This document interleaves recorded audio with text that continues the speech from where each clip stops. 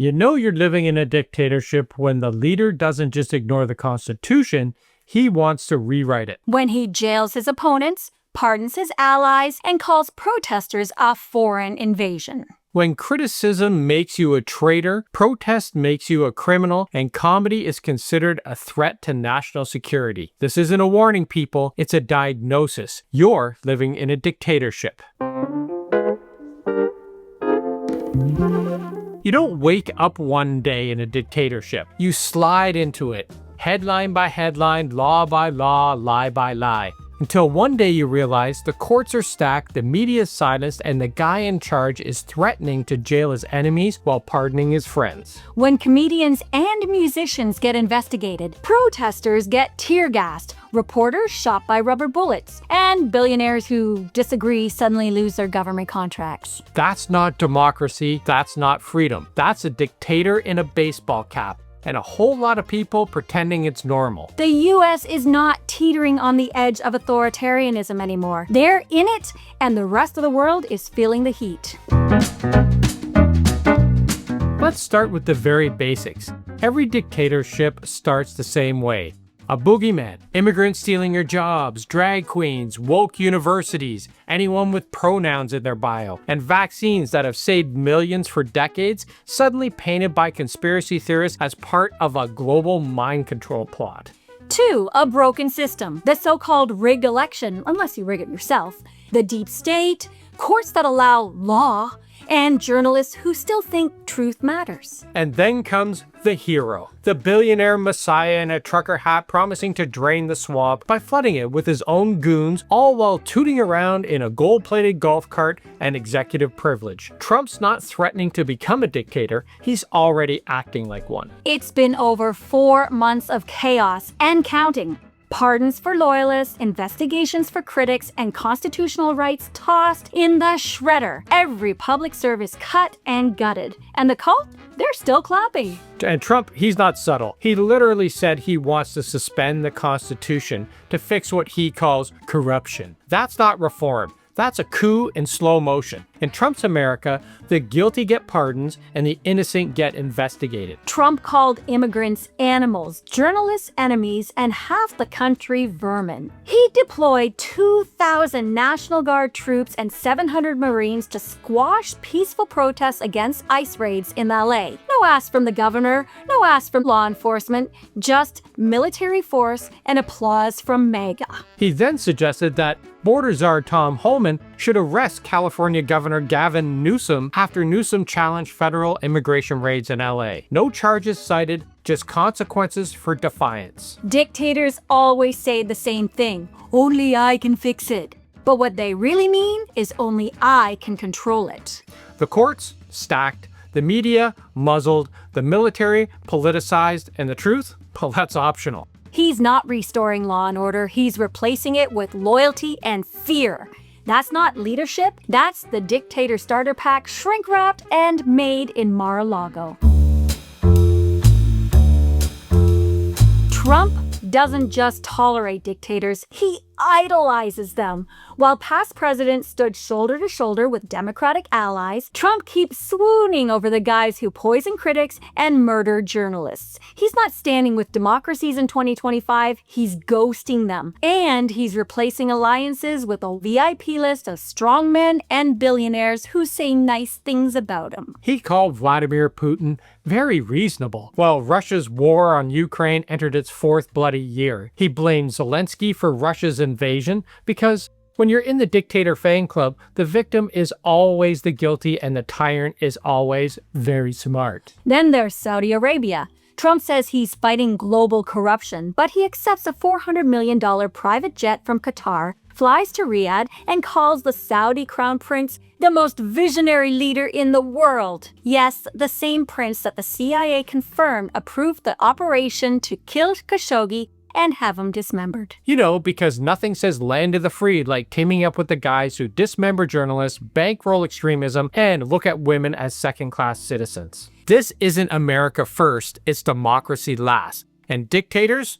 always first class. He wants a club where the only rule is worship me or you're out. So while actual allies are scrambling amid trade talks and warning their citizens not to travel to the US, Trump's out there sending Valentine's Day cards to Orban and Putin. This isn't foreign policy, it's an authoritarian dating app, and Trump only swipes right on guys who jail journalists and ban elections. It's not freedom first, it's dictators first. And if you're a democracy that believes in human rights, you're now on the no-fly list. Because in Trump's eyes, strength isn't measured by freedom, it's measured by how many people you can jail without a trial. He doesn't want allies, Deb.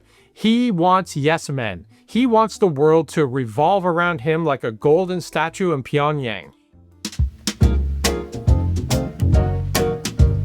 You can really tell a lot about a leader by who they admire and who they attack. Trump just didn't meet dictators, he fanboyed over them like they were headlining Coachella. Putin, very smart. Kim Jong-un, great chemistry. Meanwhile, he insulted Canada, threatened NATO and Democratic allies, called Zelensky a disaster for being invaded, because in this cult of the crownless king, victims are liars and tyrants are visionaries. But it's not just the company he keeps, it's what he does to his own people. He called in the Marines and National Guards on peaceful protesters, but called the Proud Boys very fine people. He celebrated the arrest of 200 immigrant protesters, had the mayor of a sanctuary city detained for interfering with federal policy, and tried to rewrite asylum laws so broadly that entire families were deported without hearings. He's even threatened to defund cities that didn't comply with ICE raids, because in Trump's America, compassion is treason and cruelty is the policy. That's not law and order. That's what authoritarians do when they control the police, the courts, and the narrative.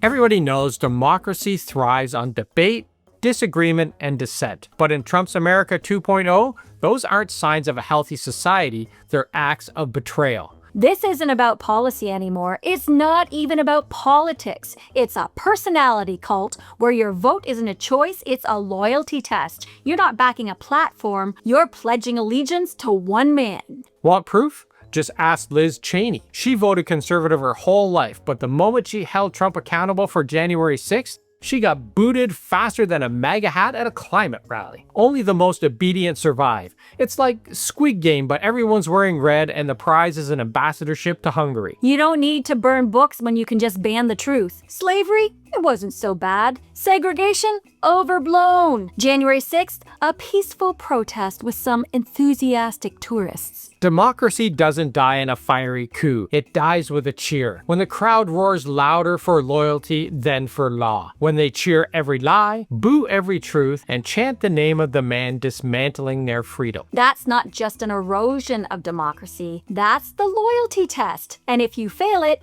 you're out. Fired. Investigated. Or, if you're lucky, just mocked on Truth Social by a man in adult diapers wearing a digital crown. We've watched as Trump fired anyone who disagreed, smeared civil servants, and replaced independent watchdogs with yes men in red ties. It's about total obedience. In a real democracy, loyalty is earned through service, trust, accountability. In a dictatorship, loyalty is demanded, not to the country, not to the Constitution, to the leader. In the Church of Trump, everything is a test of devotion. Judges are corrupt unless they rule by divine mega law. Reporters are traitors unless they ask about his golf swing. And Harvard? Oh, that's not a school anymore. It's a radical terror cell because some students held a protest with cardboard signs. In a dictatorship, critical thinking is treason and obedience is the only subject still being taught.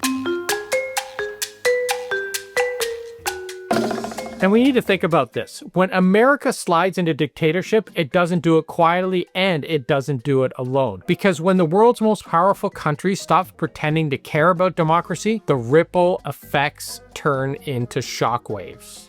The US used to export democracy. Now it exports conspiracy theories, political chaos, and merchandise that says, "Make tyranny great again." When Trump bans journalists, we get Pierre Poilievre calling for the CBC to be defunded. When he calls climate change a hoax, Australia and Canada face record-breaking wildfires, and Alberta politicians tweet about freedom gas and cheer new drilling projects. The chaos doesn't stay in America. It echoes, and the copycats are getting louder. Autocrats around the world are watching, and they're learning not how to govern, but how to gaslight. Do you think Viktor Orban would have lasted this long without Trump cheering him on? Or Netanyahu defying the World Court without cover from the White House? When America enables authoritarians, they don't just survive, they thrive. Trump didn't just sign executive orders, he treated them like royal decrees. Orders to suspend funding, gut climate action, fire civil servants, and ignore 60 years of civil rights law. All with no debate, no votes, just a pen and a power trip. And when the courts tried to stop him, he ignored them or claimed he complied while quietly doing the exact opposite. People, that's not governance, that's gaslighting the judiciary. Trump doesn't follow the law. He floods the system until it drowns. It's classic Project 2025. And let's not forget American tech. They are the megaphones. Facebook, X, YouTube, Truth Social. They're not just platforms, they're pipelines for propaganda. And when Trump returned to power, they didn't push back, they showed up at his inauguration, on stage, smiling. The same Silicon Valley freethinkers who once preached disruption, now posing as guardians of the truth. They didn't lose their principles, they sold them. And that's what makes it terrifying. This isn't just an American tragedy, it's a global threat. Because when the beacon of democracy flickers, tyrants, they stand there and light their torches. So if you're watching this from Berlin, Toronto, Cape Town, or Sydney, don't look away. Don't assume you're safe. Because once democracy becomes a brand instead of a principle, no country is immune. Authoritarianism doesn't need borders. It just needs a signal boost. And you know what? America just gave it a megaphone. The ripple effect is already crashing on every shore. When a superpower slides into dictatorship, it doesn't just implode, it infects. It warps alliances, poisons diplomacy, and turns democracy into a dirty word. And let's talk about Canada. We've already seen the impact. Tariffs slapped on our industries overnight, border chaos from political grandstanding, and an American president threatening us with annexation unless we bend the knee to his missile shield. This isn't just America's authoritarian spiral. It's a geopolitical earthquake, and we're standing right on the fault line.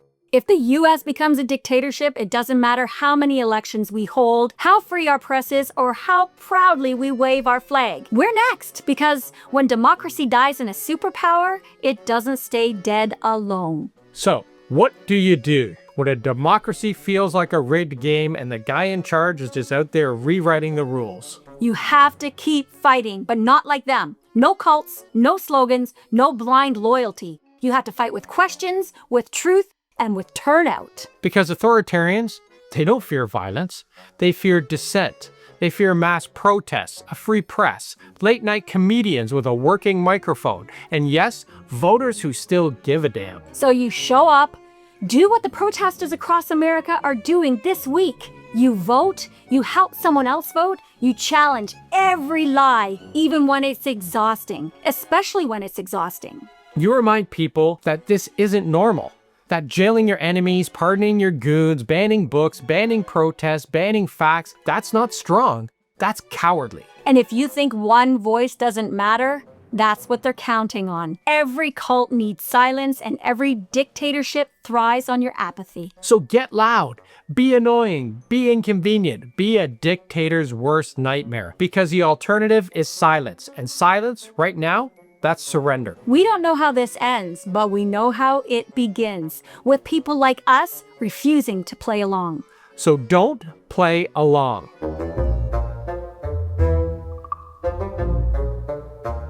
If you made it this far, thank you. That means you're not tuning out, you're tuning in. And if you're angry, overwhelmed, or just wondering what the hell to do next, good. That means you're paying attention. Now share this video, post it, and send it to someone who needs to hear it. And check out our new merch drop. If you order now, you'll have it in time for Canada Day.